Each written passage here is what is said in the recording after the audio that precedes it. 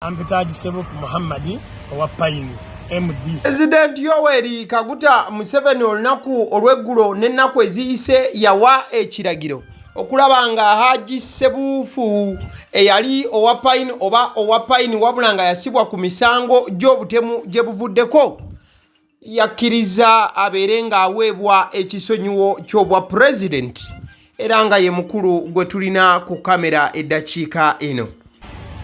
Sokana kwebaza President w'eggwanga. President mukama wange ndi musanyufu nnyo era nsanyuse nnyo kubanga ndi mu bantu abajjukiddwa nenva mu kkomera. Bakira omukulu ono akakasa nti kiba kubanga si kisa kya President Museveni osanga ebintu tebyandibadde bulungi era nga abadde nga mu kkomera ng'awanjaga ng'asaba President Museveni asobole omuteerayo akabega. Kuba nakulaajanira mulundi ogwasooka n'omundi ogwaddako naye ndi musanyufu wa President mvudde mu kkomera ng'osayiniza olunaku lwa leero ne mbangenda kusuleka. Bagira omukulu Sebuwuufu ayogera ne ku musango ogubadde gwamusibya n'agamba nti asonyiye buli muntu eyali mu musango guno. Mukadde ke kamu agamba n'okugamba nti ye kikyasinze okumuluma kyekyokubanga baagamba nti ye yalagira bakuba omukyala kati omugenzi Betidona Katushabe agamba nti at least mwandigambye nti ye yalagira musajja yabaakubwa. Era abantu bonna abali mu nsonga eno mbasonyiye abali mukunte kubanga mukimanyi bulungi tukana misango y'amataka tukana misango by'amayumba ne mujja mugambo ze nalagira ate kyasinga okunnuma ennyo mbusibe bwenkoze mwaligambye kale nalagira bakuba omusajja naye ffenna abantu mutukuba mukazi omukazi ffenna omukazi tebamukuba era ebbanga lyemmaze nga nnumwa okulaba twakuba omukazi kyebanteekako mwanteekako ekigambo kinene mwalibadde mumpaayiriza ekintu ekirala. Agira ono kigambo kimu bibiri nga bwe yebaza President Museveni ne sekwebaza yenna. In fact yagambye nti yakoleranga President Museveni emirimu egy'enjawulo era mweteefuteefu okuddamu omumikolera emirimu gyonna nga President Museveni w'anaaba agyetaaze nga bwe yagimukoleranga mu budde buli obwayita emabega. Naye nebaza President Museveni okubanga nvudde mu kkomera okwebaza okuwangula akalulu akalungi nkwebaza okuba n'emisango gyawedde bagigira bali bagezaako okuba bagiggyeyo ndi musanyufu nnyo era ssebo mukama wange nsaba kusinkana kwe nasigadde bakusinkana wonna wennaaba wentumiddwa omulimu gwonna nga bwe nagikolanga era nja kugikola mukama wange ndi musanyufu nnyo era nsonyiye bonna abakusa mu mbeera eno sibalinaako busungu. Kati omukulu alaga nti talina busungu ku muntu yenna asiima ne sekusiima famire y'omugenzi Betidona Katushabe eyagibwa mu bulamu obw'ensi eno. Nebaza baganda bange abafamire y'omugenzi okuba nti basobola okumpuza embanga tutambulizaamu ensonga eno era neeyama wonna wetagisa obwetaavu bonna mu famire kati nsaba munnyingiza embeere wa famire ensonga eyo neeyama okugikwasizangako kubanga ebyaddala kye banteekamu kyali kigambo kinene. Wakati nga omukulu Sebuwuufu yeebaza President Museveni yeebaziza ne General Muhoozi Kainerugaba n'agamba nti naye amusiimye nnyo CDF w'eggwanga lino tebaba kuba bo osanga nakati yandibadde munda mu nkomyo. Nebaza General w'eggwanga CDF yonna ndi musanyufu mukama wange okuva mukama wange nga nvudde mu kkomera ndi musanyufu nnyo. Ebyo nno mukwano gwange omukulu eyali akulira carbond oba bondi y'emmotoka emanyiddwa nga Pine carbond oba we mwayitanga wali ku Pine omukulu Haji Muhammad Sebuwuufu eyakwatibwa mu mwaka gwa 2019 n'ateekebwako oba n'asomebwa emisango omwali okubuzaawo omuntu oba kidnap, aggravated robbery ne murder of a client oba obutemu bw'omukyala kati omugenzi Betidona Katushabe yaweereddwa ekisonyiwo President Yoweri Kaguta Museveni. Era ebbaluwa eyo gy'olaba egamba nti the President of the Republic of Uganda, His Excellency Yoweri Kaguta Museveni, in accordance with Article 121(4)(a) of the 1995 Constitution of the Republic of Uganda as amended and on the advice of the Advisory Committee on Prerogative of Mercy, has exercised his constitutional powers to grant a pardon to convicted prisoner number 489 Haji Muhammad Sebuwuufu in an instrument dated 21st February 2026. Henceforth, on receipt of the instrument, the beneficiary has been released from prison on 27th February 2026. Frank Baine Mayanja, Senior Commissioner of Prisons, Corporation and Corporate Affairs Service spokesperson. Baluwe yafulumiziddwa omwogezi w'amakomera omukulu Frank Baine Mayanja ng'alaga nti President Museveni ng'ayita mu ssemateeka n'obuyinza obumuweebwa yawadde ekisonyiwo omukulu Sebuwuufu w'oku Pine eyali mu musango gw'okutta Betty Donna Katusabe. Ojja kujjukira mu kisoko ono baali baamusiba emyaka 4 ne mu mwaka gwa 2025 gwe mwaka oguwedde abalamuzi 3 baatuula ku pano oba pano eya Court of Appeal ne bakendeeza ekibonerezo ekyali kiteereddwa ku mukulu ono ne kiva kusibwa emyaka 4 mu kkomera ne kidda ku myaka 18.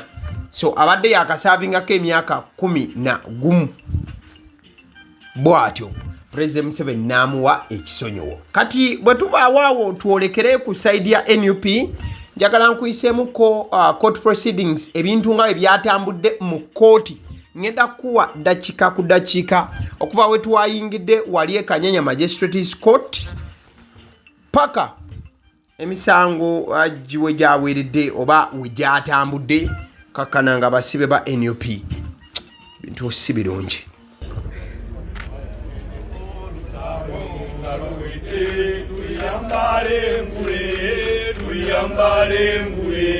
Tuliyambale ngule olutalo nga luwedde tuliyambale ngule tulizimba Uganda.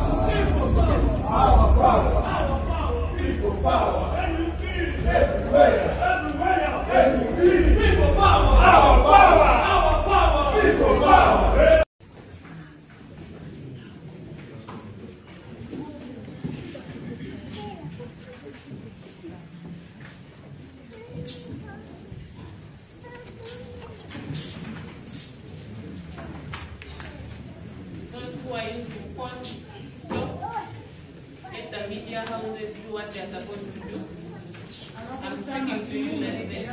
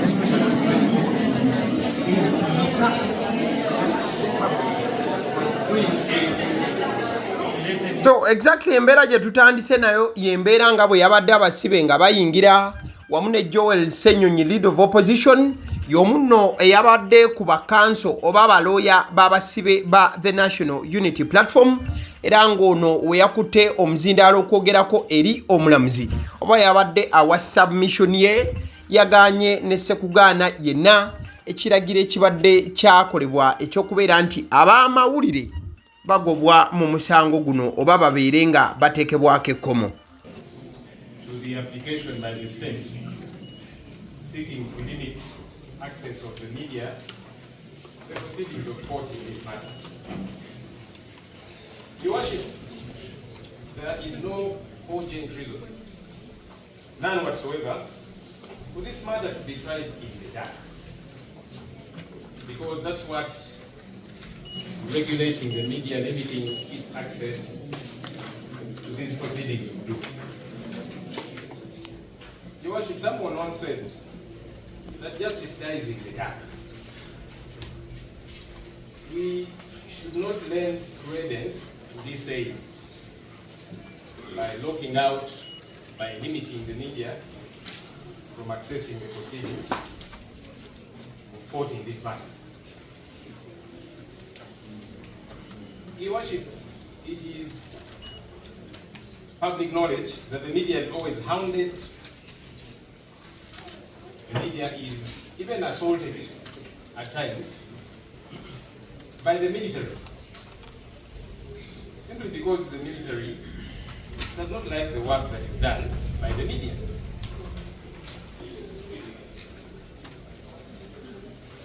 It is our considered view, Your Worship, that court should not join those who are hounding the media. Court should not join those who are locking out and persecuting the media, because when you deny them space to do their work, you are persecuting them. Court should instead, in our view, protect the right of the media to execute their noble profession. Your Worship, this is a matter of public interest. And court. I'm glad we finally agree. I'm glad we finally agree. And I'm going to expand on my point, Your Worship. This is a matter of public interest, Your Worship. And so the public should not be locked out. Because when we lock out the media, when we limit the media, then we are locking out the public. And yet we are saying this is a matter of public interest. So the media, the public, deserves the right to follow the proceedings of this public interest matter. Ebyo byabadde bigambo bya kanso Joel Ssenyonyi oba lawyer Joel Ssenyonyi ate era mukadde ke Kamungo ono ye leader of opposition yabadde awakanya ne Sekuwakanya ensonga y'okubeera nga bagaana oba bakendeeza oba baregulatinga enkola y'abannamawulire mu kooti. Ekyo yakisimbidde ekkuuli. Wabula wakati awo ebyo nga bigenda mu maaso, Alex Waiswa Mufumbiro ate ye nga bamuleese yekka bwannamunigina ku katuuti yateereddwako emisango emirala oba yasomeddwa emisango emirala. Soka tulabe wano nga bwe kyakoleddwa.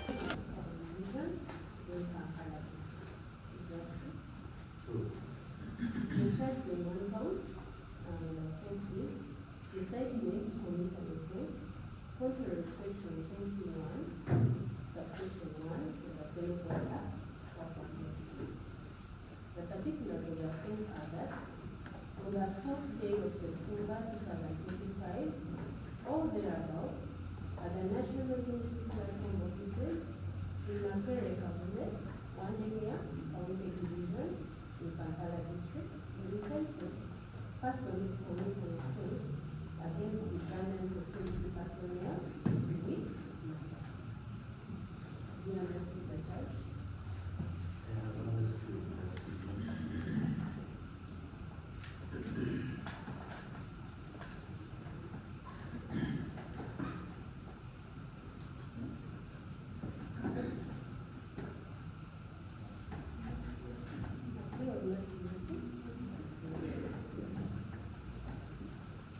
Yes, you watch by have a prayer to make.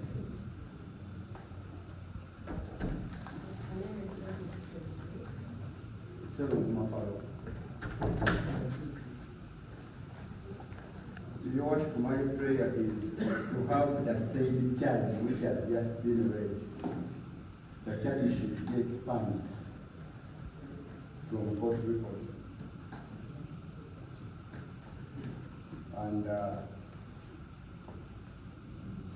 that this person before you be set free as far as that charge is concerned.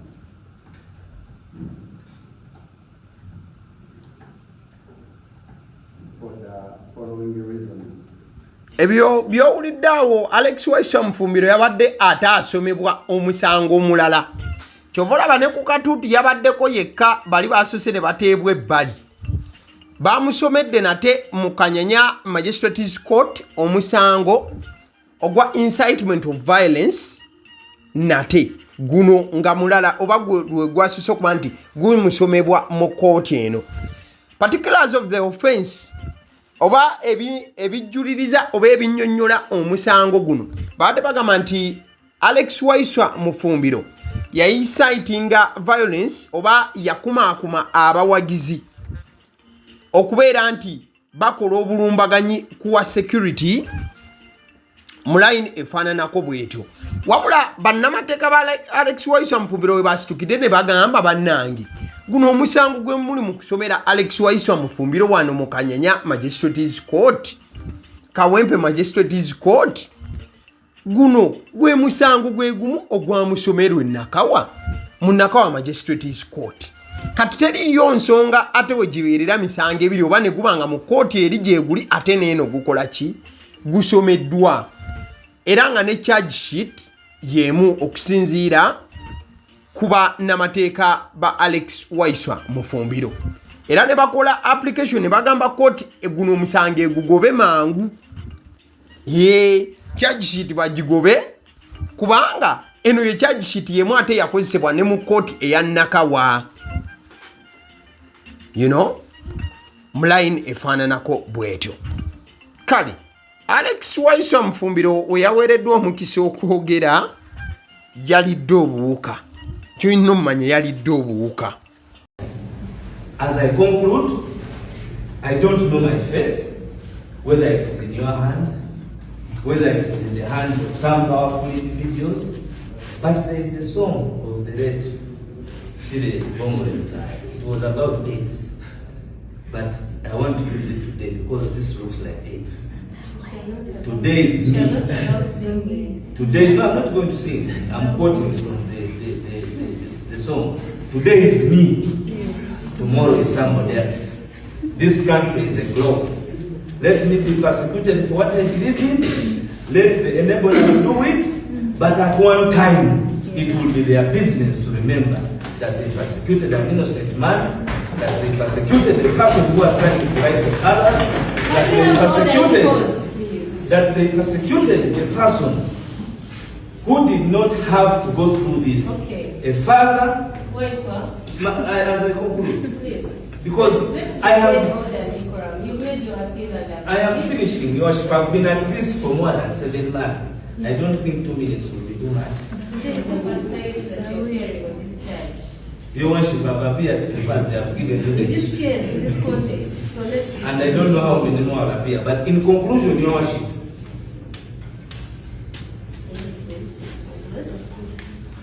we will pray for Uganda. We will pray for court. We will pray for you. One day, we will be vindicated. I saw sacrament.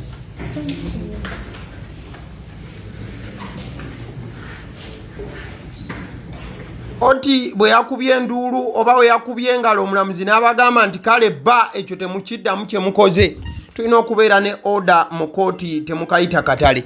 Alex Waiswa Mufumbiro yayogedde n'obuvumu obw'amaanyi eri omulamuzi eri era n'abatwala ekkooti n'abagamba nze simanyi ntuuko yange oba eri mu mikono gy'ogwe omulamuzi oba eri mu mikono gy'abamu kuba order from above nze simanyi.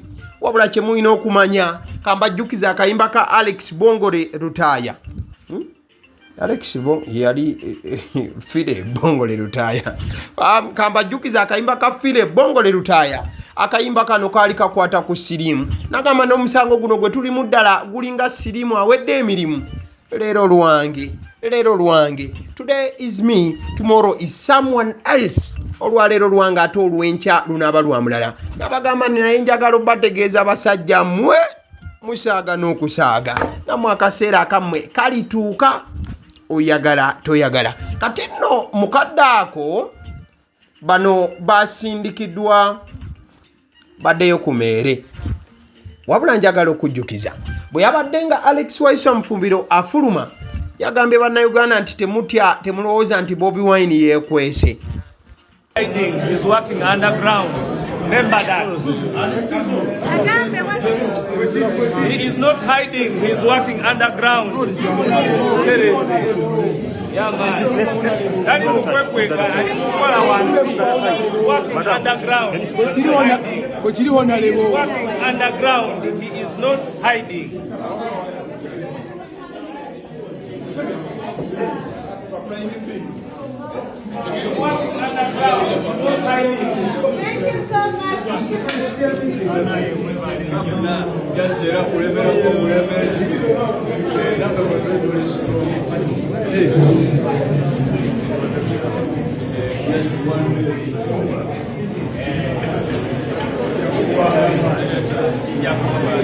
Bigambo bya Alex Waiswa Mufumbiro nga bagamba nti temutya emitima gyammwe tegikeng'enterera yadde dakiika emu obwa nti mulowooza nti yeekwese. Just mumanye bumanya nti alina byali mu kukolako era temubeeramu okunkenyera yonna yonna yadde okwesikamu n'okutya okw'eddakiika emu. Ebyo nno we byabadde ku kooti. By the way, abakyala bo tebaaleeteddwa, baateereddwa ku video oba ku Zoom. Omusango kwe gwawuliddwa abakyala abo abasibe ku lwa NUP. Yogera ku Doreen Kaija, osobola okubeera ng'oyogera ku Olivia Lutaya, at the same time talk about Sauda Madada, wakubadde nga mukazi wattu ye yali yamaze okweyawula ng'afuuse independent ng'ensonga we muzijjukira. So kooti yawadde state obudde esobola okuba nga etunuulira mu application defense gye yataddeyo ey'okudismissing omusango guno gwe babadde bongedde ku Alex Waiswa Mufumbiro, wabula ng'ate omusango gwe gumu gulina kopi yaagwo mu kooti e Nakawa. Kati kitegeeza bano baddiziddwa ku alimanda paka ng'ennaku z'omwezi 13 March lwe balikomezebwawo. Kale nzikiriza nkutegeeze ku bannaffe aba Honeybites bagamba nti bo omulimu gwe bakola gwa kukolera byakulya eby'abaana abadda ku masomero. Bwe tugamba abaana abadda ku masomero saabo bokka abadda ku masomero, wabula n'ababeera ewaka balina package ey'ebyokulya eby'abaana mu line efaananako bwetyo. Gwe bakubire bukubizo bagambe njagala package y'ebyokulya by'abaana abali ku masomero oba abaana abalya ebyokulya. Balina ebyokulya yogera ku daddies, yogera ku binyeebwa, amawogola, yogera ku bagia, yogera ku cupcakes, yogera ku donuts. Osobola okubafuna ku 0709 78 75 08. Ate era mukadde ke kamu bw'oba oyagala ku pizza size yonna era namba y'emu. Ate era mukadde ke kamu bakola ne cake eza buli mukolo, babayita aba Honeybites. Njagala n'okutegeeza ku bannaffe aba Alson Painters UG, bano basiizi ba langi era nga balina obukugu mu kusiiga langi, era bamanyi ne langi ki egenda ku kizimbe kyo era mu ruumu ki. Tebasobola kuddira langi yandigenze mu kisenge ate ne bagisiiga mu ddiiro, ey'omu dining ne bagisiiga mu kinaabiro. Nedda, Alson Painters UG omulimu gw'okusiiga langi bagukugukira ddala. Basiiga ebizimbe okuviira ddala ku ruumu emu paka ku makalina n'amakalina. Gwe bakubira ebukubizo bagambe nti Alson Painters UG namaliriza okuzimba ekizimbe kyange. In fact ne bw'oba olina ekizimbe nga kikadde nga olaba langi yaakyo efaanana si bulungi, Alson Painters UG bazze kugonjoola ensonga eno. Bakubire ku 0705 1936 be bannaffe aba Alson Painters UG. Abasedi omusunsuzi ly'erinnya eryange yenze Abasedi omusunsuzi, yenze atuula emabega w'omuzindaalo buli lunaku era ly'eddoboozi ly'owuliriza ku mukutu guno Abasibe omusinzire eddoboozi eryo era ng'omukutu kwoli gwe guno ogwagaliwo. Nagamba nti information yonna gy'olaba ku channel eno tetugattamu kintu kyonna ate tewali kye tutoolamu. Information nga bw'eba eyingiddewo ffe bwe tugikwata ne tugikuwa. Kati gwe omulabi n'osalawo ki eky'okukozesa information eyo. Kati ky'ogenda okukola mukwano gwange bw'oba omaliriza okulaba vidiyo eno, likinga, commentinga ki ky'olowooza, mukadde ke kamu subscribinga bw'oba nga omukutu guno oli mupya. Ate era mukadde ke kamu sharingira mikwano gyo girabe vidiyo eno ate ne videos endala ku mukutu guno. Agaliwo YouTube channel, mwebale kutulaba.